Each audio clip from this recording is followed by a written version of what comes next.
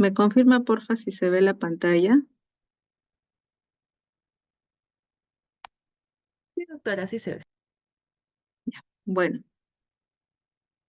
en aras de tiempo, debido a que es una charla larga en realidad, vamos a hacer solo algunas de las artritis por depósito de cristales, las más frecuentes en el medio, pero en realidad hay muchas, ¿no?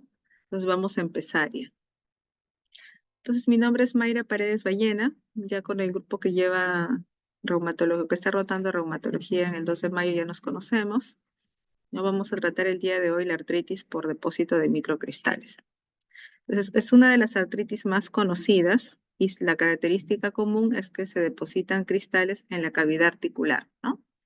Y que ese depósito va a desencadenar el proceso inflamatorio que deriva en la artritis. Algunos ejemplos de estas artritis tenemos la artritis por depósito de urato monosódico o también llamada gota, la artritis por cristales de pirofosfato cálcico dihidratada, también llamada, o algunos antes la llamaban pseudogota, ¿no? Y la hidroxiapatita, eh, que da, como su mismo nombre lo dice, ¿no? Una enfermedad por depósito de cristales de hidroxiapatita. Entonces, vamos a tratar estas tres que son más frecuentes en el medio, ¿no? Tienen como característica común que el diagnóstico se realiza por la demostración de los cristales, en la mayoría en el microscopio de luz polarizada, ¿no? La hidroxiapatita nada más necesita una coloración especial en algunos casos.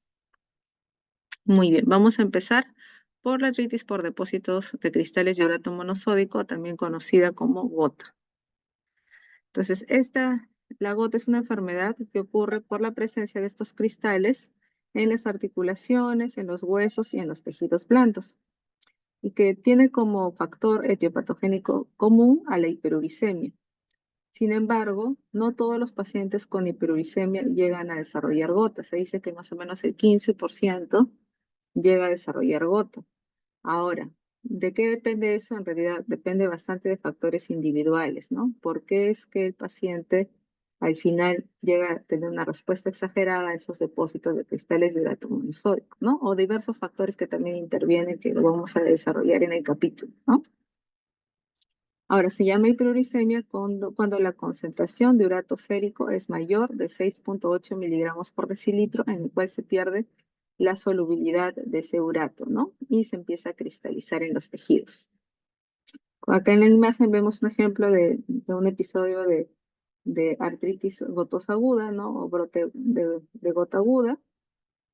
Acá ya vemos eh, manifestaciones de los pacientes con gota crónica con la presencia de tojos, ¿no? Entonces es una de las formas más comunes de artritis inflamatoria como respuesta a los depósitos de cristales, ¿no? No se tienen muchos datos de prevalencia en nuestro medio, pero en Estados Unidos se informa una prevalencia de 3,9%, importante, ¿no? Más frecuente en los varones que en las mujeres. Más o menos la proporción es de 3 o 4 a 1, ¿no? Y la prevalencia aumenta con la edad. Ahora, en realidad esa proporción de hombres a mujeres casi se equipara cuando ya las mujeres pasan a la menopausia, ¿no? Y en el caso, bueno, de forma general se indica que esta prevalencia o esta incidencia de la gota está aumentando con el paso de los años debido a mayor cantidad de personas viejas, ¿no? Al envejecimiento de la población, también a mayores tasas de obesidad, ¿no? Y también cambios en la dieta, ¿no? Entonces tenemos ahora una dieta rica en calorías, ¿no? Rica en purinas. Entonces, por eso es que ya se está viendo que esa prevalencia probablemente esté en aumento. ¿Existen algunos factores de riesgo para el desarrollo de gotas? Sí, ¿no? Hay factores de riesgo no modificables y factores de riesgo modificables. Dentro de los factores de riesgo no modificables, en realidad, generalmente asociados a la hiperuricemia, ¿no? Está la edad, y hemos dicho que a mayor edad, mayor riesgo de desarrollar hiperuricemia. En el género también es más frecuente en los varones que en las mujeres. ¿Por qué? Porque en las mujeres se dice que los estrógenos son úricos, hacen que se elimine mayor cantidad de ácido úrico. Entonces, por el riñón Entonces, por lo tanto, disminuye la cantidad de ácido úrico en la sangre, ¿no? En las mujeres y los mantiene en equilibrio. Generalmente oscila entre más o menos 3 a 4,5, ¿no? Miligramos por decilitro el ácido úrico en la sangre. Entonces, al pasar ya las mujeres a la menopausia, por eso es que se equipara la proporción de hombres y mujeres porque ya perdemos los estrógenos, ¿no? Lo que era nuestro factor protector. La etnicidad se ha visto que es más frecuente en un grupo en islas, de las islas del Pacífico, ¿no? En isleños del Pacífico. No se sabe aún directamente qué factor es lo más importante por el cual se ve mayor prevalencia de gota en esas islas del Pacífico. Y variantes genéticas relacionadas sobre todo con polimorfismos de genes que intervienen o que expresan proteínas que tienen que ver con el transporte del ácido úrico a nivel renal y en el intestino, ¿no? O también genes que codifican enzimas que participan en el metabolismo de las purinas, ¿no? Y ya pasando a los factores de riesgo modificables están la obesidad, la hipertensión, la hiperlipidemia, la enfermedad cardiovascular como infarto agudo miocárdico, de miocardio, de infartos cerebrales, ¿no? La diabetes mellitus, enfermedad renal crónica, factores dietéticos como la dieta rica en purinas que hemos mencionado, ¿no? Como carnes rojas, mariscos, el alcohol también, ¿no? Medicamentos que alteran el equilibrio de los uratos también, ¿no? Que pueden hacer que tengan más riesgo de presentar hiperuricemia, como que también hay algunos medicamentos que son uricosúricos, ¿no?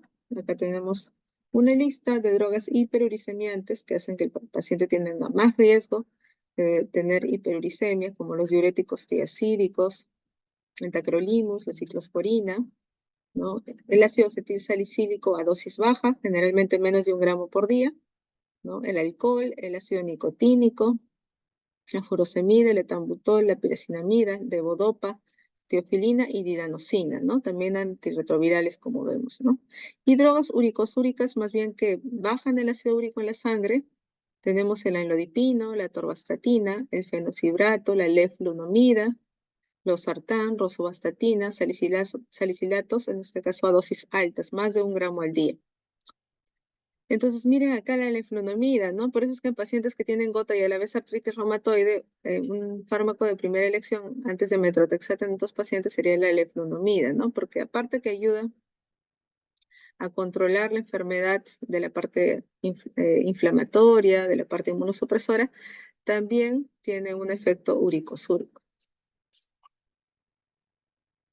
Ahora, ya hablando del factor patógeno esencial para que ocurran los depósitos de los cristales de urato monosódico, que es la hiperuricemia, vamos a ver que la hiperuricemia, según la etiopatogenia, puede ser primaria o secundaria. Es primaria cuando no está asociada a ninguna otra enfermedad, ¿no? Y secundaria cuando se refiere a otra enfermedad o también a cierta condición o a cierto estilo de vida, ¿no? Entonces, la primaria se puede dar por hiperproducción de ácido úrico como por hipoexcreción de ácido úrico, igual que la secundaria, ¿no?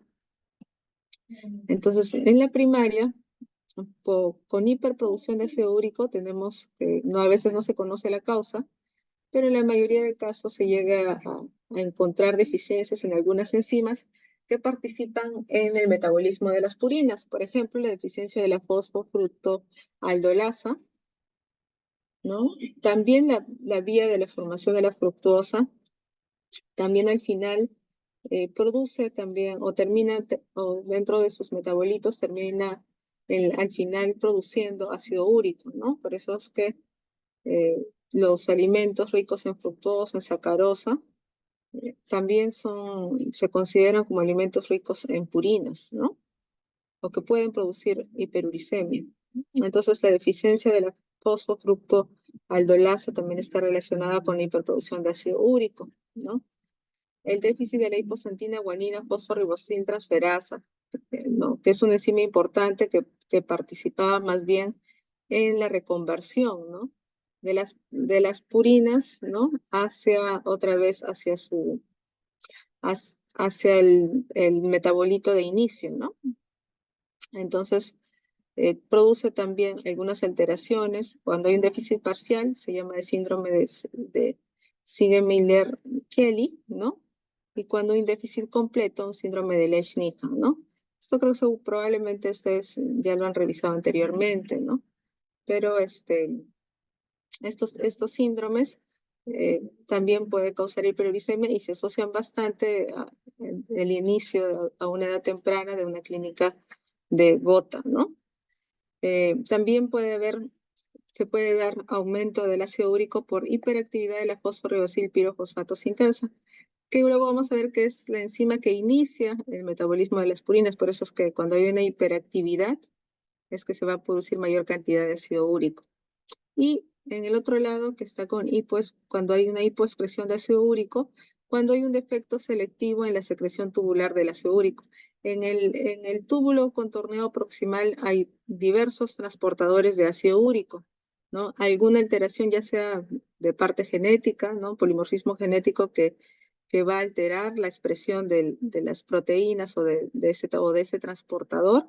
Entonces también va a producir aumento de los niveles de ácido úrico en la sangre. Acá, por ejemplo, tenemos a la fosforibosilpirofosfato sintasa, que es la primera enzima que les dije que participa en el inicio del metabolismo de las purinas, como vemos acá, ¿no? Entonces, si está aumentada la actividad, obviamente va a haber mayor cantidad de ácido úrico, que es el producto final del metabolismo de las purinas, ¿no? Miren acá la santina oxidasa, que es al final la enzima que participa en la conversión de la santina a ácido úrico, que es el producto final. Esta uricasa ya no tenemos nosotros, los seres humanos, con la evolución, ya se ha perdido el gen que hacía que nosotros sintetizamos esta enzima, ¿no? Generalmente esta enzima la podemos encontrar o la tienen algunos animales como las aves, por ejemplo, ¿no? Las aves tienen esta enzima, ¿no? Por lo cual ellos están protegidos de tener gota, ¿no? Entonces, ahí, para recordar esta enzima importante, a partir de la cual participan algunos fármacos que participan en el control del ácido úrico en la sangre, ¿no? La santina oxidasa, recuerden eso. Y también está la enzima hiposantina guanina fosforibosiltransferasa tipo 1, en este caso, que hace que las bases, ¿no? Las purinas, al final vuelvan a sus metabolitos iniciales, a los que fueron los productos iniciales, ¿no? La idea de esta enzima es también reutilizar la energía perdida en este metabolismo de las purinas, ¿no? Entonces, al haber un déficit de esta enzima, todo se va a ir hacia la santina, ¿no? Entonces va a aumentar el ácido úrico en la sangre. Y esto es para tener un esquema de más o menos los transportadores que hay de ácido úrico a nivel del túbulo contorneado proximal, ¿no? Mira, acá está cómo es que el ácido úrico pasa y a través de transportadores hace que al final se reabsorbe el ácido úrico, ¿no? O que se elimine el ácido úrico, ¿no? Y ven cómo estos transportadores también son transportadores de algunos metabolitos importantes, como el ácido láctico, como el lactato, por ejemplo, acá, ¿no? El ácido nicotínico, también habíamos mencionado eso, ¿no? Las piracinamidas también, ¿no? Se eliminan por algunos transportadores que también hacen cotransporte con el urato, ¿no? Entonces, si hay mayor cantidad de estas moléculas, ¿no? Entonces, se van a eliminar más, pero más bien se va a reabsorber mayor cantidad de ácido úrico. Por eso son las responsables de que sean, o por eso es que algunas de estas son fármacos hiperuricemiantes, ¿no? Y esa es la explicación. Y en el caso de las causas secundarias, puede haber como hiperproducción de ácido úrico. La principal causa es de origen exógeno por la ingesta excesiva de alimentos ricos en purinas o de fructosa también, o de etanol también, ¿no? La cerveza, ¿no? Los licores destilados, ¿no? También se asocian enfermedades que tengan bastante recambio celular, como la psoriasis, las enfermedades linfo o mieloproliferativas crónicas, como el linfoma, como la leucemia, ¿no? Entonces, pueden provocar también un aumento del ácido úrico, incluso el inicio de la quimioterapia, ¿no? Hace que el ácido úrico aumente de manera muy rápida y muy severa en la sangre. También hay causas secundarias de hipoexcreción de ácido úrico, como la secundaria a fármacos, habíamos mencionado, ¿no? ¿Cuál es la causa, no? Sobre todo por ese cotransporte a nivel del túbulo contorneado proximal.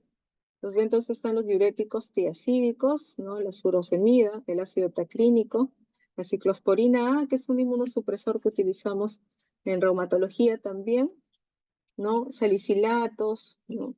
También la piracinamida, el etambutol, antirretrovirales como la idanosina, el ritonavir, también, ¿no?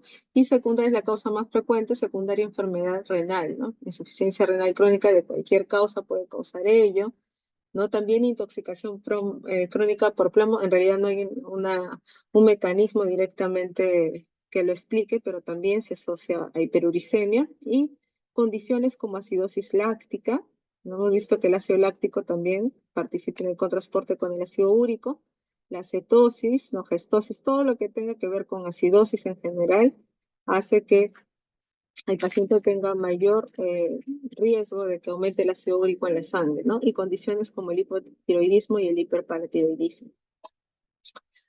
Ahora, ya para hablar de la fisiopatología, ¿no? Recuerden que el factor etiopatogénico común era la hiperuricemia. Algunos de ellos desarrollaban gota, ¿no? Entonces, pasamos luego de esa hiperuricemia, se pierde la solubilidad, se cristaliza ese urato monosódico en los tejidos, generalmente en el membrana sinovial y en el cartílago, y se deposita ahí y el paciente puede estar también asintomático. Y diversos factores estresantes pueden ser que esos cristales se vayan o se liberen hacia el espacio articular y recién inicia el ataque agudo de gota. Si esos ataques agudos ya se hacen más frecuentes, ya se convierte en una artritis gotosa crónica que puede haber incluso la presencia de tojos y erosiones óseas, ¿no?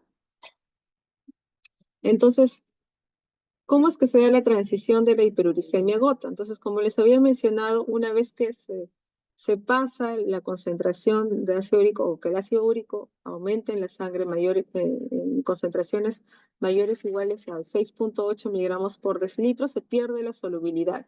Y entonces el urato se empieza a cristalizar, ¿no? En forma de urato monosódico.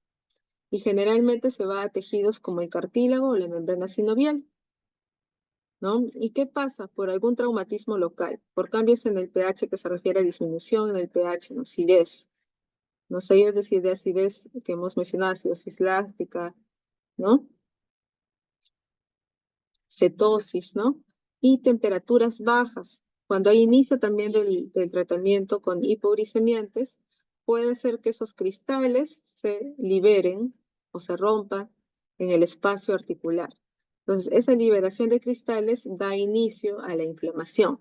Generalmente activa cascadas de complemento y hacen que también las células residentes de la articulación, ¿no? Que son las células sinoviales, monocitos, ¿no? Mastocitos que se encuentran normalmente en la articulación, empiezan a fagocitar también esos cristales y desde ahí empiezan a liberar diversas citocinas preinflamatorias y y se inicia el ataque agudo de gota, ¿no? Así es como pasa de hiperuricemia a gota.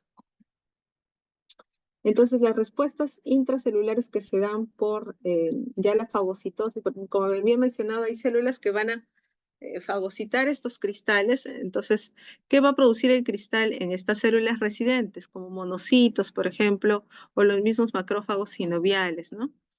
¿Qué pasa? Que el urato monosódico, al entrar en contacto con la célula, primero puede activar a la NAP oxidasa, ¿no? Produciendo que aumenten las sustancias reactivas de oxígeno. Asimismo, puede activar también a los receptores tipo TOL de los monocitos o macrófagos que se encuentran ahí también en la articulación. O también los mismos cristales de urato monosódico producen un eflujo del potasio hacia el compartimento extracelular. Todas estas acciones hacen que se active el inflamasoma, ¿no? Que contiene un dominio piridina de NLRP3, ¿no? Como vemos acá, y en realidad es un conjunto de múltiples moléculas, ¿no? Que tienen como función final activar a la caspasa 1, ¿no? Que se convierta de procaspasa 1 a caspasa 1. Y esta caspasa 1 lo que hace es activar a la forma de interleuquina 1 beta inactiva o prointerleuquina 1 beta, interleuquina 1 beta activa, y esta misma interleuquina 1 beta hace que a su vez eh, se sinteticen mayor cantidad de citocinas proinflamatorias como factor de necrosis tumoral alfa, interleuquina 6, ¿no? En la misma célula puede ser o en células vecinas. Entonces, así es como se inicia la respuesta inflamatoria. Entonces, aquí está el inicio, lo mismo que les había mencionado, factores estresantes de la liberación de estos uratos monosódicos como un traumatismo, cambios en la temperatura, inicio del tratamiento hiporicemiante, ¿no? Hace que se libere cristal de urato monosódico y puede ser que active el complemento directamente para que produzca el complejo de ataque agudo de membrana, el complejo de ataque de membrana y que estimule la migración de neutrófilos de la sangre hacia el espacio articular. O si no, también estos cristales de urato monosódico van a ser fagocitados por estos mismos, por los macrófagos sinoviales o hacen que las células residentes como el fibroblasto sinovial, como el mastocito, perdón, produzcan citocinas proinflamatorias como la interleuquina 1 beta principalmente, ¿no? Que estimula la activación del endotelio vascular para la expresión de moléculas de adhesión celular, ¿no? Para que estimulen también a la llegada del neutrófilo y también a la quimiotaxis del neutrófilo en el endotelio vascular. Al final, la célula más importante, se dice, en la crisis aguda de gota es el neutrófilo polimorfo nuclear, ¿no? Que va a ir y va a fagocitar, como ustedes ven, al cristal de urato monosódico. ¿Y qué va a provocar al fagocitar? La activación del propio neutrófilo, liberando interleucinas proinflamatorias como la interleuquina 18, ¿no? Leucotrienos también, producen degranulación con liberación de proteasas, ¿no? Y generación de especies reactivas de oxígeno. Y finalmente también producen la lisis del neutrófilo, ¿no? Y la formación de trampas extracelulares de neutrófilo con después la netosis, la muerte celular, ¿no? Y también eso activa a una mayor llegada de neutrófilos, inflamación y daño articular. Entonces, así es como se da la crisis aguda de gota. Entonces, recuerden que la crisis aguda de gota al final es autolimitada. ¿Pero por qué es autolimita? No necesariamente tiene que el paciente tomar un antiinflamatorio para que se autolimite. Generalmente se puede autolimitar, sobre todo en estadios tempranos o en el primer ataque agudo de gota, se autolimita sola. Y eso es porque existen algunas reacciones importantes, ¿no? Que pasa también en la articulación en un paciente con gota. Entonces, ¿qué pasa? Que los cristales de urato monosódico pueden cubrirse de proteínas de líquido sinovial como lipoproteína B y E y que inhiben su capacidad, por ejemplo, de activar el complemento, ¿no? De ser fagocitadas. Entonces, eso es importante también. También el estrés que provoca la crisis aguda de gota, el dolor, ¿no? Hace que se secrete corticotropina o ACTH, ¿no? Que estimula a la secreción de cortisol. Como hemos dicho, el cortisol es un glucocorticoide y tiene también efectos antiinflamatorios. También se da la expresión local de prostaglandina D2 y también de un tipo de prostaglandina que se llama prostaglandina J2, ¿no? 15D prostaglandina J2, que activan también a los peroxisomas y que tienen la capacidad, este tipo de prostaglandinas, de inhibir la secreción de interleuquinas proinflamatorias, como ven en la diapositiva 1 beta, interleuquina 6, todo ese factor necrosis tumoral alfa, de la sintasa inducible de óxido nítrico y en forma general de la vía del factor nuclear kappa beta, ¿no? Entonces tiene poder de disminuir la síntesis de citocinas proinflamatorias y también aumenta la síntesis de proteínas o de citocinas antiinflamatorias como la interleuquina 10, resolvinas y lipoxina. Y entonces, ¿por qué es que esto se da después? Generalmente se autolimita en 1 o 2 semanas, ¿no? ¿Por qué se da después? Porque hay una programación también biológica para la producción de esas moléculas que hemos mencionado. ¿no? Generalmente eso se da al finalizar la primera semana o al inicio de la segunda semana, ¿no? Asimismo, también para que se generen lipoxinas antiinflamatorias que hemos mencionado, se requiere la acumulación por lo menos de 2 tipos de células activas. Puede ser de neutrófilo y endotelio activado o de neutrófilos y plaquetas activadas, ¿no? Entonces, eso requiere que ya haya migración de células del torrente sanguíneo hacia la articulación. Entonces, para eso también se requiere un tiempo. Y también con el tiempo también va a haber llegada de monocitos y macrófagos de la sangre, no los residentes, sino de la sangre, hacia la articulación, que van a fagocitar y eliminar los cristales de urato monosódico y los neutrófilos apoptóticos también, ¿no? Entonces eso también contribuye a que se controle esa crisis. Y también justo en la segunda semana predominan un tipo de macrófagos que tienen un fenotipo antiinflamatorio y que secretan el factor de crecimiento transformante beta, ¿no? Entonces, antes de pasar a eso es por qué es que normalmente se autolimita la gota, ¿no? Entonces, hay factores por los cuales al final se autolimita. Al final, las mismas trampas extracelulares de neutrófilos, la misma netosis, ¿no? Hace que estimula también a que predomine esta parte antiinflamatoria al finalizar la crisis aguda de gota, ¿no? O para que se autolimite esa crisis aguda de gota, ¿no? Sin embargo, la evolución natural, si no recibe tratamiento y si no se controlan los niveles de ácido úrico, es la inflamación crónica con la formación también de panus, ¿no? Erosiones óseas, ¿no? Y formación de tofos, que no son más que el cristal de urato monosódico rodeado de una gran cantidad de células inflamatorias, ¿no? Y esa formación de tofos se puede dar en el hueso, cartílago, tendones y otros tejidos blandos, ¿no? Ligamentos, ¿no? Entonces, ya hemos hablado de fisiopatología, ahora vamos a entender mejor la clínica y luego ya cómo se realiza el diagnóstico. En forma general, la historia natural de la enfermedad nos habla de una hiperuricemia asintomática y ya cuando es sintomática, o sea, pasamos ya al estadio de gota clínica, vamos a encontrar episodios, ¿no? De brotes agudos de gota, ¿no? Intercalados con la gota intercrítica, que son periodos asintomáticos, y ya con el paso del tiempo se van dando una artritis gotosa crónica, incluso con la formación de topos. Entonces, la gota aguda, generalmente el primer episodio, hay dolor e inflamación bien marcado, ¿no? Incluso simula una celulitis. Es muy común que los pacientes tengan como un primer episodio un diagnóstico de celulitis, ¿no? Generalmente la instalación es aguda, es brusca, ¿no? Un dolor máximo de 4 a 12 horas de duración. Se autolimita también, la duración es entre 1 a 2 semanas y tiene resolución completa. Si la hiperuricemia persiste y se dan dando cada vez más frecuentes la gota aguda, entonces ya se puede haber episodios poliarticulares. Generalmente es monoarticular. Entonces, esto es lo característico. Generalmente hay un pródromo de disconfort que dura usualmente un día.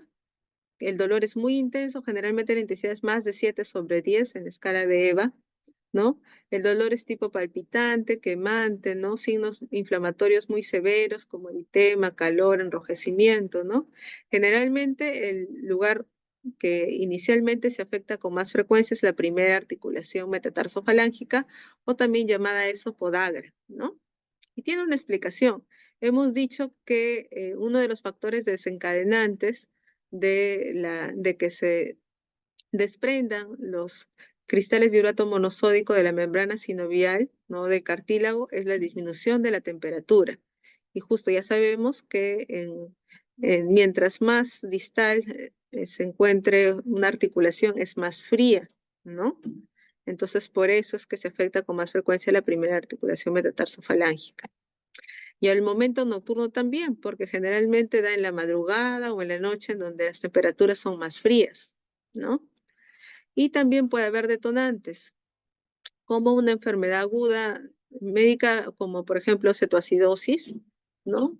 Diabética, quirúrgica, que recién se le haya intervenido. Recuerden que eso a veces en una intervención hay estrés, hay isquemia, ¿no? Y hay un aumento del metabolismo de las purinas, deshidratación, ingesta de alcohol, alimentos ricos en purina, bueno, la ingesta de alimentos ricos en purina, y generalmente se resuelve incluso sin tomar ninguna medicación en 14 días.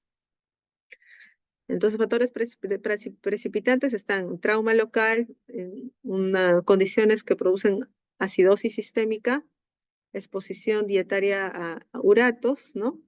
Y el inicio también del tratamiento hipoglicemiante, ¿no? El allopurinol también puede desencadenar por el rompimiento de esos cristales de urato monosódico al espacio articular, puede condicionar a una crisis de gota aguda, ¿no?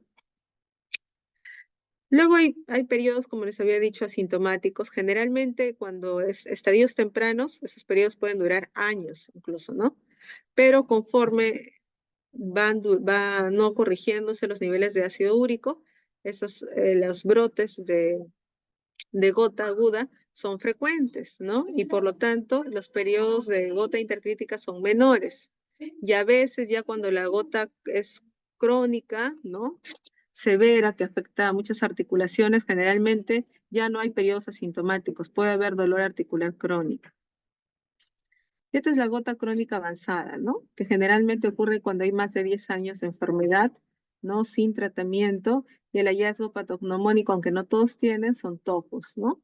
Que generalmente se encuentran en las zonas más frías del cuerpo, ¿no? En la región dorsal de los dedos, ¿no? Como vemos acá en la imagen, también en los pies, en la región dorsal de los dedos de los pies, ¿no? Metatarsofalángicas, que también se encuentran en el pabellón auricular, se pueden encontrar en regiones extensoras del codo, pueden también ubicarse en la bursa olecraniana, en los tendones, también tendón rotuliano, tendón aquiliano, ¿no?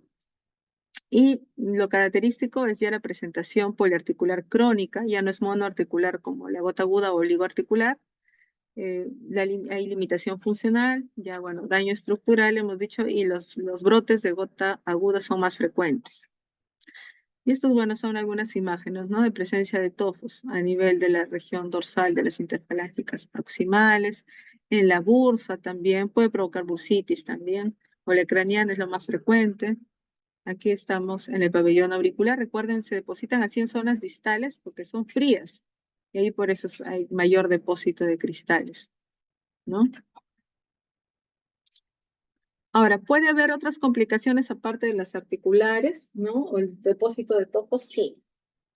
Entonces, pueden causar complicaciones renales como nefropatía crónica, sí, es una complicación rara que causa insuficiencia renal leve con proteinuria. Esto es lo más severo, ¿no? Una nefropatía por ácido úrico que causa insuficiencia renal aguda severa y generalmente se da en un síndrome de lisis tumoral después del inicio de una quimioterapia por linfoma o leucemia. Y este es el hallazgo más frecuente, son las litiasis, ¿no? Las litiasis urinarias por justo esos depósitos de ácido úrico a nivel renal, a nivel de los uréteres también puede darse, ¿no? Que se da en 10 o 25% de los casos y es causa también de enfermedad renal crónica que incluso puede llegar a diálisis.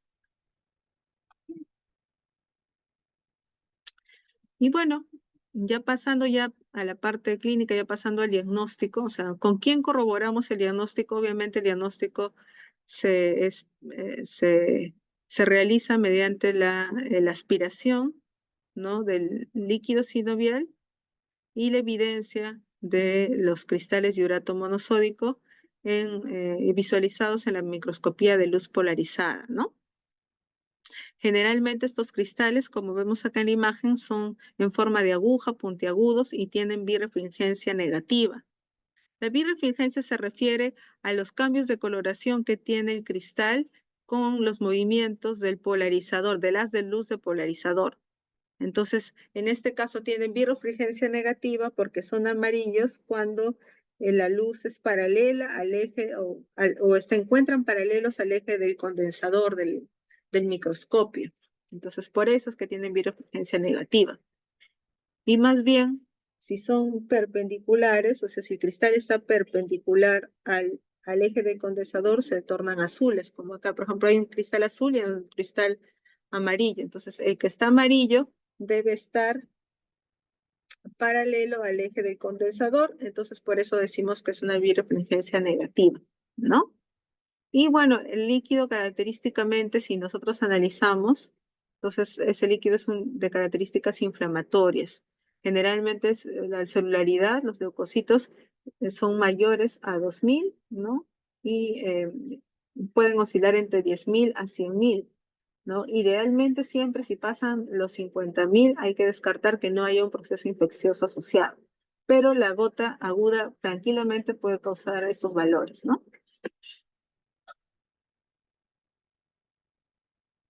En cuanto al laboratorio, podemos encontrar leucocitosis neutrofílicas, por eso es que muchos lo confunden con una celulitis. Incluso la gota aguda puede dar fiebre.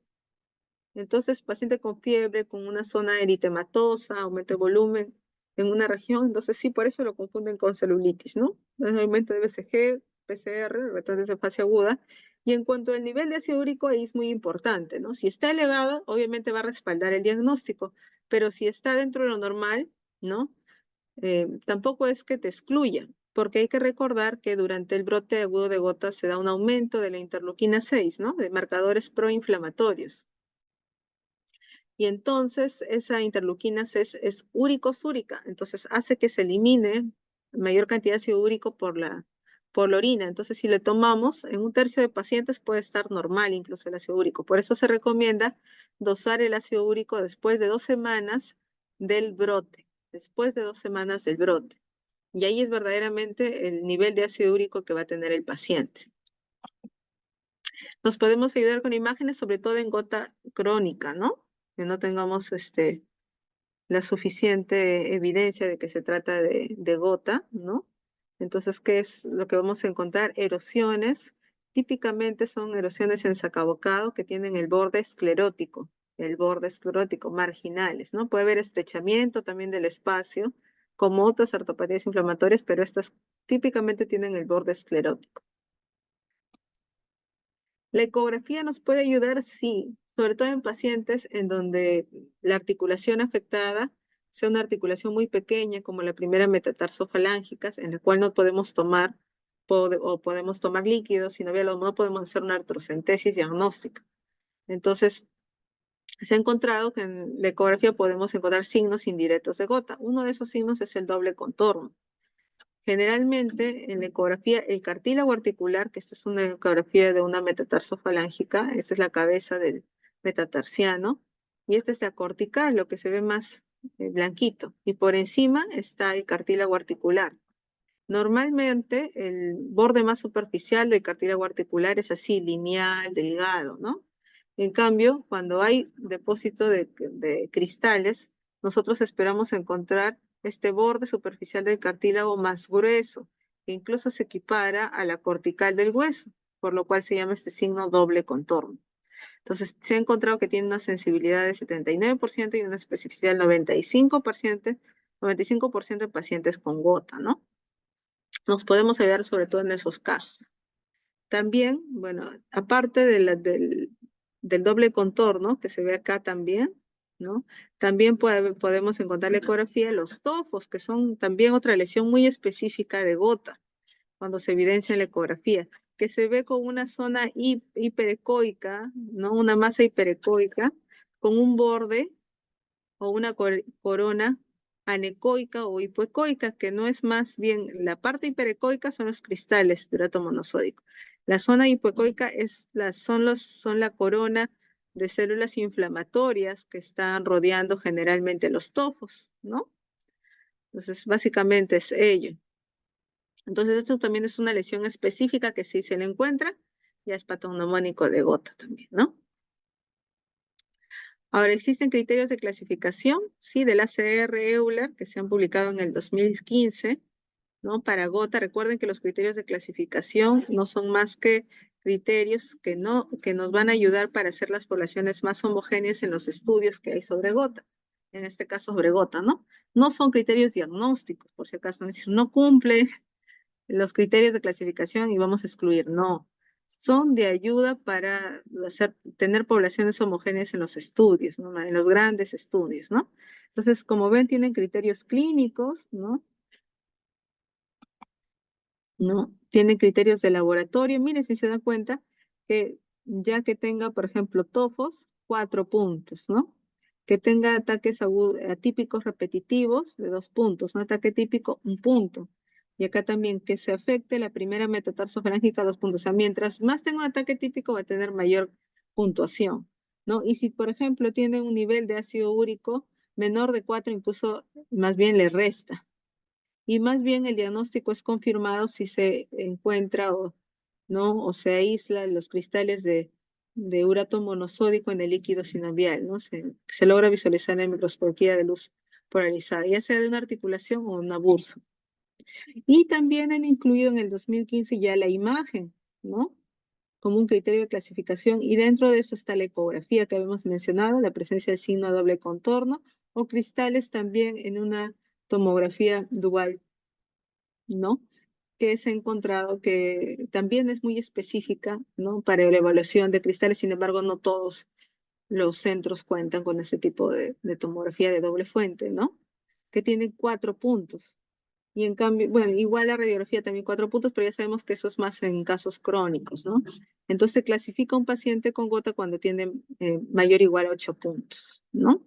Sin embargo, como le digo, no le sirve para el diagnóstico, solo para la clasificación en estudios clínicos. La sensibilidad es de 92% y una especificidad de 89%.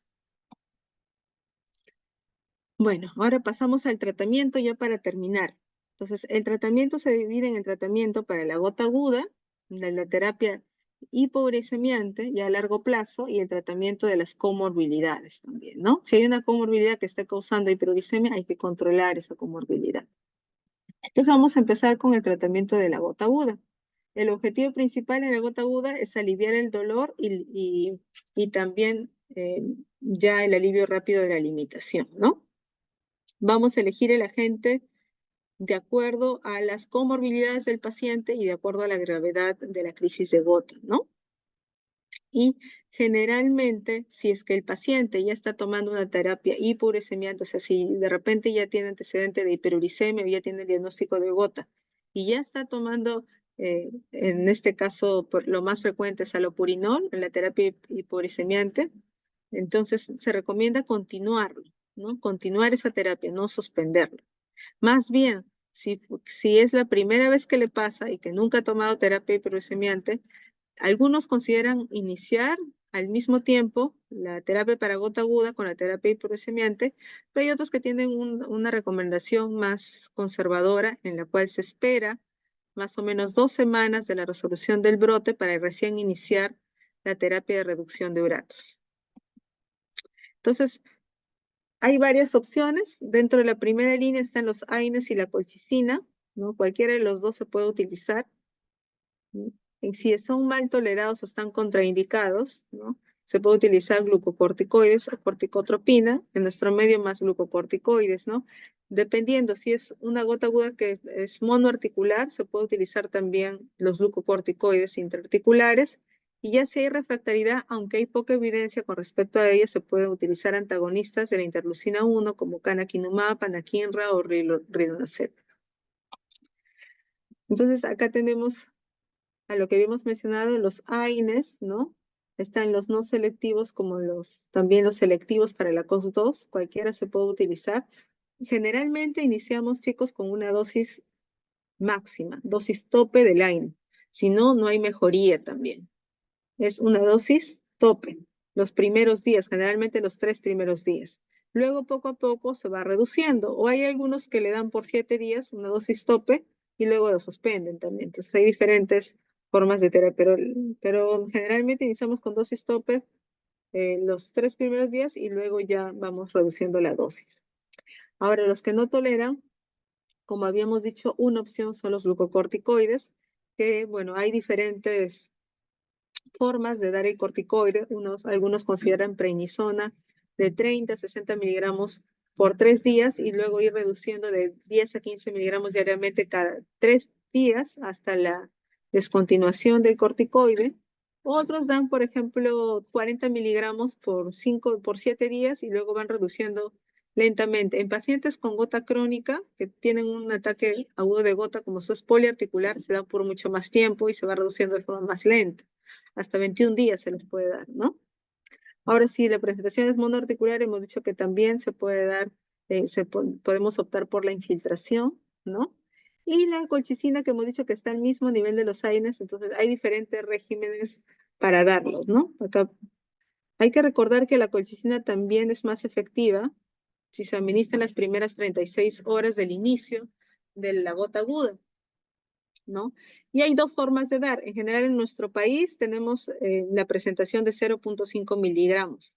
Entonces, deberíamos seguir esta guía Euler en la cual las primeras 24 horas deberíamos dar 0.5 miligramos 3 veces al día, ¿no? En total, 1.5 miligramos, ¿no? Generalmente se recomienda continuar con eso hasta que culmine el brote de gota y luego ya de 48 horas que culminó, ya empezar a reducir la dosis a 2 veces por día, a 1 vez por día, ¿no? Pero en los países en donde tiene la presentación de 0.6 miligramos, se puede empezar una dosis de carga inicial de 1.2 miligramos a la hora, otra vez evaluar, si no ha habido resolución, se le aumenta 0.6 miligramos. La dosis tope es 1.8 miligramos al día, ¿no? Y luego igual, de 48 horas, si remite en 48 horas ya no hay sintomatología, se empieza a reducir la dosis. Ahora, aquí es importante monitorizar los efectos adversos. Entre los más frecuentes son los gastrointestinales, diarrea, dolor abdominal, náuseas. Ya más severos, ¿no? Cuando se utiliza por generalmente más de 7 días, dosis altas, ¿no? Puede haber depresión medular, puede haber cardiotoxicidad, hepatotoxicidad, entonces hay que estar eh, monitorizando al paciente. Entonces, generalmente nosotros utilizamos AINES, ¿no? Porque no encontramos al paciente en las primeras 36 horas. Generalmente lo maneja el emergenciólogo porque el paciente va a la emergencia directamente y lo primero que se hace son AINES, ¿no? Pero eso es en el caso de que hubiera la oportunidad, ¿no? Y luego que controlamos el episodio de gota aguda, vamos a pasar ya al inicio del tratamiento hipouricemiante. Como les dije, si ya está utilizando, se continúa. Y en el caso de que no esté utilizando, idealmente nosotros optamos por el tratamiento conservador, es esperar que el brote agudo se autolimite o se limite con el tratamiento, esperar 2 semanas después y ahí empezar a dar la terapia hipouricemiante. ¿Por qué? ¿Por qué damos así? Porque vamos a recordar que uno de los factores por el cual se puede dar un brote agudo de gota es el inicio del tratamiento hipouricemiante, ¿no? Por el rompimiento de esos cristales.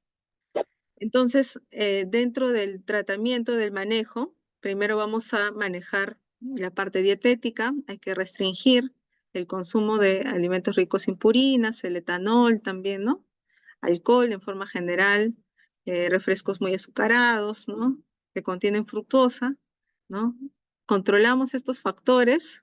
El otro factor es controlar comorbilidades, como les había mencionado, y luego sigue la terapia farmacológica, que tiene que ver con generalmente medicamentos que inhiben a la enzima xantinoxidasa, eh, una un tratamiento uricosúrico para tratar de eliminar mayor cantidad de ácido úrico por la orina y también ya para pacientes refractarios, uricasas, hay también en el medio uricasas recombinantes, ¿no? No llega acá al país, pero sí en otros países desarrollados puede haber eso. Entonces, el tratamiento de primera línea de hipouricemiante, que inhibidor de la xantinoxidasa, es el allopurinol. Generalmente iniciamos con dosis bajas, ¿no? Dosis generalmente de 100 miligramos, ¿no? O en pacientes que tienen la función renal reducida, ¿no? Menos de 30, 50 miligramos al día y poco a poco se va aumentando la dosis. La dosis máxima es de 800 miligramos al día, ¿ya? Ahora, ¿en qué pacientes damos el tratamiento hiporicemiante? No es en todos. En los que tienen ataques agudos de gota frecuentes, mayor o igual a 2 ataques en el año, o los que son sobreproductores de ácido úrico o tienen historia ya de urolitiasis por ácido úrico, los que tienen tofos, los que tienen ataques agudos refractarios, ¿no? De difícil tratamiento, y en los pacientes con artritis gotosa crónica persistente, ¿no? Y estos son pacientes con gota crónica avanzada, ¿no? Entonces, en esos inicialmente Con alopurinol, iniciamos con alopurinol, ya habíamos mencionado, ¿no? Como primera línea. Otra opción de primera línea está el febuxostat, que también es un inhibidor de la santiinoxidasa, que sí hay en nuestro medio, que es una opción en pacientes con falla en la función renal, también es una opción, ¿no? Si no mejoran, podemos cambiar a uricosúricos. Dentro de ellos no tenemos en nuestro medio, lamentablemente, pero está el Probenecid o la Brensbomarona, pero generalmente se restringe para pacientes que tengan secreción baja de ácido úrico en la orina. Los que tienen urolitiasis o sobreproducción de ácido úrico no le vamos a dar uricosúricos porque hay más riesgo de provocar la formación de más cálculos, ¿no? O de más litos. Entonces en ellos no. En el resto sí se puede dar. Entonces, si hay falla igual a tratamiento, se puede dar terapia combinada con ambos, ya sea inhibidores de la santiinoxidasa con uricosúricos. Podemos llegar incluso a la dosis tope y no hay mejoría, y ahí recién se puede dar la pegloticasa, que es un fármaco recombinante de la uricasa, ¿no? Recuerdan que la uricasa lo que hacía antes, nosotros por ya no tenemos esa enzima, algunos animales lo tienen, les había dicho como las aves, ¿no? Lo que hacía la uricasa era convertir el ácido úrico en alantoína, ¿no? Que ya era un metabolito que era soluble, que era no cristalizable, ¿no? Entonces, esa enzima no lo tenemos nosotros, pero hay algunos animales que sí la tienen y a partir de ahí es que han hecho algunos fármacos como la pegloticasa, ¿no? Pero en nuestro medio en el país no hay. Ahora, a la vez de este tratamiento hiporuricemiante, como ya sabemos, el iniciar el tratamiento hiporuricemiante nos da un riesgo de provocar una crisis aguda de gota al paciente. Entonces, podemos iniciar también a la vez con una terapia profiláctica de ese ataque agudo de gota. Podemos darle colchicina a dosis baja, que puede ser colchicina de 0.5, 0.6 una vez al día o hasta 2 veces al día. O también AINES en dosis bajas, como en este caso tenemos el naproxeno, de 250 2 veces al día, ¿no? Generalmente utilizamos colchicina. Ahora, el tiempo en el cual lo utilizamos en realidad es variable. Una recomendación es que lo utilicen por lo menos 6 meses, por los 6 meses iniciales que estamos iniciando la terapia hiporuricemiante. Si en esos 6 meses no ha habido un ataque agudo de gota, ya lo podemos suspender, ¿no?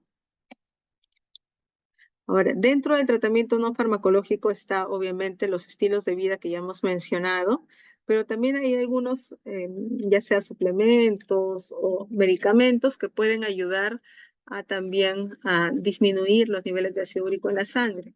Se ha comprobado que la vitamina C, la leche, el consumo de café, dentro de las frutas, la cereza, produce reducción o son uricosúricos y producen reducción del ácido úrico en la sangre. Y dentro de los fármacos, si el paciente tiene hipertensión, un fármaco úrico-súrico es el losartán, entonces sería lo ideal en estos pacientes, ¿no? También si tiene dislipidemia, utilizar fenofibratos como primera opción. Y esto es todo con respecto a la gota, ¿no? Entonces, es la enfermedad en realidad, lo que hemos mencionado, la enfermedad más conocida. Ahora vamos a hacer unas pequeñas revisiones de los otros tipos de enfermedades por depósito de cristales de pirofosfato. En este caso dihidratado, ¿no? Esta es la otra artropatía por cristales conocida. Ahora, antes había confusiones, ¿no? Antes se hablaba de condrocalcinosis, era lo mismo, ¿no? Enfermedad por cristales de pirofosfato cálcico dihidratado. También se hablaba del término pseudogota para referirse a toda la enfermedad, ¿no? Ahora ya en las últimas recomendaciones Euler ya nos han dado algunas definiciones de los términos. Condrocalcinosis solo se refiere al hallazgo radiográfico, ¿no? De depósitos de cristales a nivel del cartílago hialino o en el fibrocartílago. Entonces, al hallazgo radiológico, ya sea en la radiografía o ya sea en la ecografía, ¿no? A eso se llama condrocalcinosis. Artritis aguda por depósito de cristales de pirofosfato cálcico se refiere al episodio de artritis en general, ¿no? Al paciente que ustedes, bueno, que tiene esta enfermedad, que tiene una artritis, ¿no? A eso se refiere. Antes llamada pseudogota. Entonces, a la artritis aguda se le puede llamar también pseudogota. Y en realidad a todos los tipos de manifestaciones que puede dar esta enfermedad se denomina ahora enfermedad por depósito de cristales de pirofosfato cálcico, a todo en general, a todas las condiciones en sí que involucra esta artropatía. Entonces, más o menos, en realidad no hay muchas cifras de prevalencia, hay pocos estudios, pero se ha reportado una prevalencia de 4 a 7% en adultos, ¿no? Tanto en Europa y en Estados Unidos, que tienen esta enfermedad por depósito de estos cristales de pirofosfato cálcico dihidratado. Entonces, en realidad la prevalencia va a aumentar con los años, es más frecuente, se dan cuenta en 30-60% en mayores de 85 años. Y también es de predominio femenino, un poquito nada más, de 1.4 a 1 con respecto a los varones, ¿no? Y en realidad hay estudios de prevalencia, pero sí de condrocalcinosis a partir de los 85 años, que es más o menos una prevalencia importante, ¿no? Del 27%. Ahora, los factores de riesgo para el desarrollo están, el principal, que es el daño articular previo, problemas de meniscopatías, ¿no? Problemas de artrosis también, es un factor de riesgo para el depósito de esos cristales. La edad avanzada, hemos dicho mayores de 85 años, incluso más frecuente, ¿no? Y algunos síndromes metabólicos, como el hiperparatiroidismo primario, la hemocromatosis, la hipofosfatemia, la hipomagnesemia, se han asociado con este tipo de artropatía. Ahora, la presentación clínica varía, es muy variable, ¿no? Hay una presentación que vamos a encontrarla como una artritis aguda, ¿no? Por el depósito de estos cristales o también llamada pseudogota, en la cual va a haber la clínica de una artritis con aumento de volumen, calor local, eritema, ¿no? Que generalmente se manifiesta como una monoartritis o oligoartritis. En este caso, la articulación más afectada es la rodilla, a diferencia de la gota, ¿no? Es la rodilla. Puede haber también en el tobillo, pie, ¿no? O también en la muñeca, pero la más frecuente es la rodilla. Entonces, también puede haber una forma poliarticular con afectación de las metacarpofalángicas, de las muñecas, las interfalángicas proximales, que se da como una especie de presentación de artrosis, ¿no? Pero es una artrosis en regiones donde generalmente no afecta la artrosis, ¿no? En esos debemos, cuando hay artrosis en regiones donde no afecta generalmente la artrosis, que es a nivel de las interfalángicas distales, entonces hay que sospechar en artropatía por cristales de pirofosfato cálcico hidratado, ¿no? Las articulaciones más afectadas son la articulación glenohumeral, o sea, el hombro, muñecas y metacarpofalángicas. Y también hay algunas condiciones que están asociadas a ellas, como también se puede ver los depósitos a nivel del disco intervertebral en la columna, en los ligamentos también de la columna, y también a veces se depositan alrededor de la apófisis odontoides, ¿no? O del axis de la segunda vértebra cervical, ¿no? Formando una corona. Por eso se llama síndrome de Cowan-Dens o de Dens-Cowan, ¿no? En la cual el paciente tiene una cervicalgia muy intensa, asociada a rigidez también en los movimientos. Puede haber fiebre, elevación relactante de cefasia aguda, y se confunde a veces con una meningitis. Entonces, y bueno, la característica es que responden bien a los antiinflamatorios, ¿no? Pero es también una condición que debemos conocer de esta enfermedad. Generalmente se da en ancianos con asociados a artrosis muy severas, ¿no? Aquí el diagnóstico, igual que en la gota, es por el estudio del líquido sinovial y la evidencia de los cristales. En este caso, los cristales de pirofosfato cálcico dihidratado son romboidales o trapezoidales y tienen birefringencia positiva. Es como les dije, la birefringencia se refiere a la coloración que toma el cristal con el movimiento del haz de luz de los condensadores. Entonces, si al colocar el haz de luz o el cristal, perdón, la dirección del cristal es paralela al eje del condensador y da coloración azul o medio violácea, eso quiere decir que tiene birefringencia positiva. Por eso es que estos cristales se los describe de forma azulada, ¿no? Por la birrefringencia positiva. Y más bien, si son perpendiculares al eje del condensador, estos cristales están perpendiculares al eje del condensador y dan una coloración amarillenta al encontrarse perpendiculares, entonces se habla de que tienen una birrefringencia, en este caso positiva, ¿no? Es al revés que en el caso de la gota. Igual que en la gota, también de ahí puede haber leucocitosis neutrofílica, aumento de los reactantes de fase aguda, y acá sí deberíamos hacer el estudio de calcio, fósforo, magnesio, eh, ferritina, ¿no? Fosfatasa alcalina, hierro, ver la función renal, ¿no? Porque esta patología se asocia bastante a ese tipo de enfermedades metabólicas que habíamos mencionado, ¿no? Nos podemos ayudar, acá sí las imágenes son muy importantes, ¿no? En, en pacientes adultos mayores que tenemos ya clínica de una monoartritis en la rodilla, si tenemos la evidencia ya de la condrocalcinosis, ¿no? A nivel del cartílago, del fibrocartílago del menisco, por ejemplo, ya es casi diagnóstico, ¿no? Es diagnóstico de artritis por microcristales de pirofosfato cálcico dihidratado. No se necesita el aislamiento en la mayoría de los casos, ¿no? Y también se pueden encontrar lesiones incluso no tan típicas, ¿no? O sea, típicas incluso de otra enfermedad, ¿no? Puede haber pinzamiento articular, puede haber también quistes óseos, osteofitos en la presentación parecida a la artrosis, ¿no? Que puede haber en estas enfermedades. Pero lo más importante es la condrocalcinosis, ¿no? Perdón. Ahí.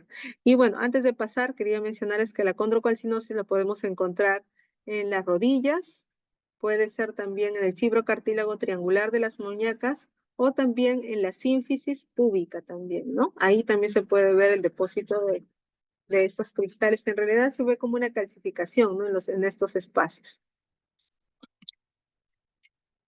La ecografía también nos puede ayudar. Puede haber signo de doble contorno que habíamos descrito en gotas, sí, también puede haber acá, pero acá lo característico es que los depósitos estén dentro del cartílago, no en el borde superficial, sino dentro del cartílago. Acá es más doble contorno, acá hay algo que está dentro del cartílago, no es tanto en el borde superficial, ¿no? Esta imagen se llama imagen en rosario. La tomografía nos puede servir, sí, cuando hay compromiso axial. En el síndrome de Down-Dense-Crowen, ¿no? Nos puede servir la tomografía para ver justo esos depósitos alrededor del apófisis odontoides o del axis de la segunda vértebra cervical. Para resonancia no nos sirve. No, la resonancia en realidad no nos sirve, ¿eh? Porque no nos permite, no sirve para ver depósitos de calcio. Ahora, el tratamiento para el caso de la presentación aguda, idealmente si es monoarticular, infiltración con glucocorticoides, ¿no? Si no es posible esa infiltración, podemos utilizar AINES o colchicina. Si no es posible utilizar AINES o colchicina, está contraindicado, podemos utilizar corticoides. Y ya si no funcionan los corticoides, pueden estar los inhibidores del receptor interleuquina 1 beta, ¿no? Para el manejo crónico de esta enfermedad, primero también, si la presentación es monoarticular, infiltración con glucocorticoides. Si no mejora, también colchicina. Generalmente damos a dosis bajas como de mantenimiento la colchicina. Los AINES igual también, de forma crónica se puede dar no tanto en dosis altas, sino en dosis bajas. Si no está contraindicado, también corticoides. Y si no, podemos utilizar un tratamiento a largo plazo con hidroxicloroquina. Igual también si no responde, un tratamiento a largo plazo con metrotexato, ¿no?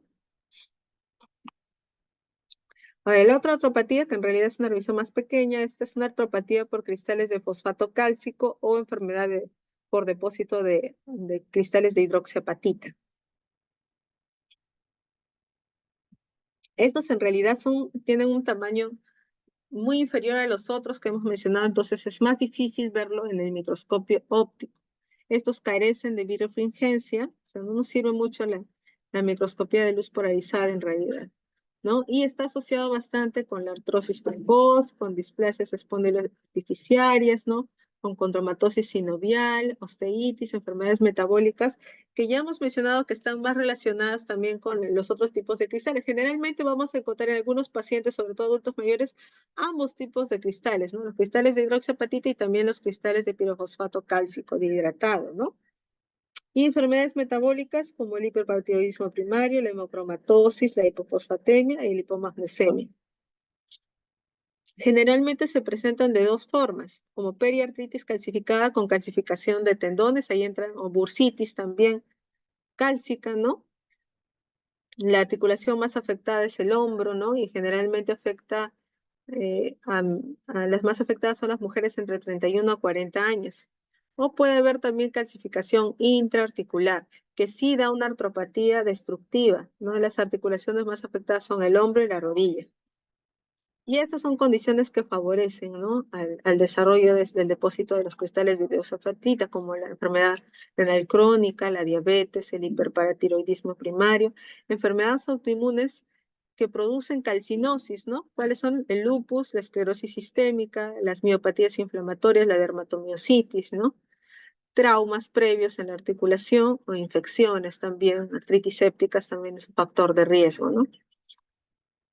Y entonces, como les dije, puede tener también diversas manifestaciones. Lo más frecuente es los depósitos periarticulares, ¿no? Generalmente lo más frecuente es que se den en el hombro la tendinitis cálcica del supraespinoso o la bursitis cálcica subacromial, ¿no? Y otra forma de presentación puede ser intraarticular en la sinovia, ¿no? En el cartílago, en el espacio articular, produciendo una artropatía incluso destructiva, o a veces se presenta como artrosis severa, ¿no? Y en los casos de los depósitos subcutáneos, generalmente se da asociadas a enfermedades inflamatorias sistémicas, como la esclerosis sistémica, o lupus eritematoso sistémico, o la dermatomiositis, ¿no? Que se debe de la presencia de calcinosis, ¿no? A nivel de las regiones extensoras, generalmente, o que sufren fricción, ¿no? Entonces, la articulación especialmente afectada es el hombro, generalmente se da por trauma, sobreuso, ¿no? Ya hemos dicho eso. Es raro que en realidad esto cause dolor, ¿no? Salvo que ya sean enfermedades en donde ya haya depósito de esos cristales en la articulación, como vemos ahí, y ahí puede provocar dolor, tumefacción, eritema. O cuando hay el rompimiento de esos cristales, ¿no? Ahí es donde generalmente causa dolor, ¿no?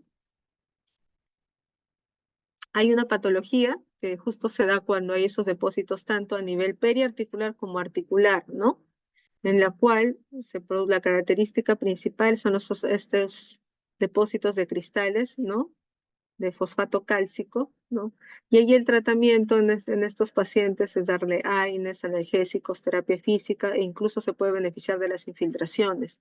Pero hay que recordar que este síndrome de hombro de Milwick causa una limitación muy severa, ¿no? Y obviamente si el paciente ustedes lo evalúan, van a encontrar derrame articular en estos pacientes. Y son refractarios, porque generalmente uno le hace la artrocentesis, le infiltra, y vuelven a recaer otra vez, vuelven a tener derrame articular, ¿no? En estos pacientes, y sobre todo si son adultos mayores, y hay la presencia de depósitos de hidroxiapatita en la radiografía, entonces en ellos debemos pensar en el síndrome de hombro de Milwick, ¿no? Miren, acá en la radiografía un paciente con este síndrome que tiene calcificación del tendón del supraespinoso, acá se ve una línea, ¿no? En el espacio articular, hay pinzamiento articular también, ¿no? Y tiene una artrosis severa, también se ve, ¿no? Es irregular también los bordes óseos. De todas maneras, impresiona cada que hubiera una pequeña erosión, ¿no? Reguero de osteofitos, ¿no? Entonces, estos pacientes se asocian bastante a artrosis severa, esta patología, ¿no?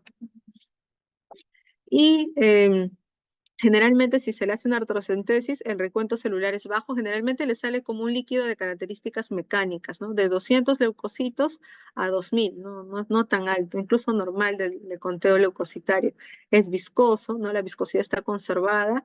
Y en pacientes ya que tienen artropatías destructivas, como habíamos mencionado, el hombro de Milwick, también puede haber, el líquido puede ser sanguinolento. Ahora, generalmente no tienen birefringencia, habíamos mencionado, ¿no? Pero se puede utilizar a veces para la evaluación colorantes, ¿no? De calcio, de rojo, de alizarina S, ¿no? En lo cual nos permite ver un cristal así redondeado con un borde bien en rojo, ¿no? Rojo chilloso, ¿no? Eso es lo característico. Pero generalmente no se hace ese estudio. Es suficiente con la radiografía y la clínica del paciente, ¿no? Ahora, si se trata de periartritis calcificada, o sea, de tendinitis cálcica, bursitis cálcica, en realidad se recomienda inmovilidad, pero solo por ciertos días, ¿no? Luego ya directamente empezar con ejercicios, porque si no también pueden hacer hombro congelado, ¿no? Antiinflamatorios como primera opción, se puede dar también colchicina, ¿no? Asociados a ello, ¿no? Y empezar con los ejercicios para recuperar la movilidad. Ahora, en pacientes con ya cristales a nivel articular, a veces no es suficiente con AINES y analgésicos. Se puede hacer aspiraciones con irrigación articular también, sobre todo cuando los cristales están pequeños. Cuando tiene cristales más grandes, se puede hacer también el debridamiento de los cristales, ¿no? Se lo hace el traumatólogo. Y eso sería todo, chicos. ¿Algunas preguntas para terminar ya?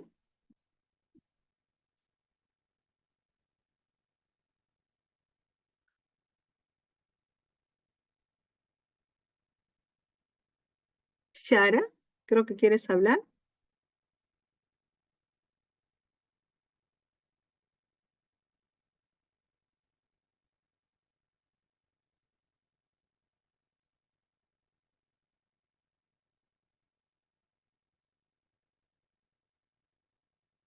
Ah, su micro estaba mal.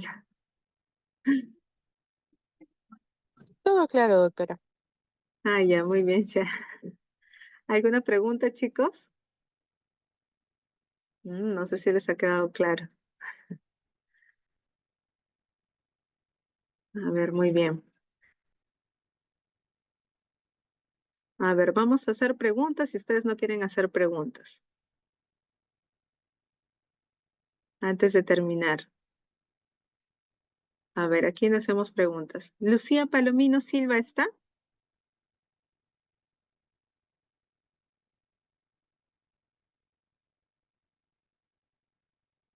Sí, doctora, buenas tardes. Buenas tardes, Lucía. A ver si te ha quedado claro. ¿Cuál es la articulación más afectada en la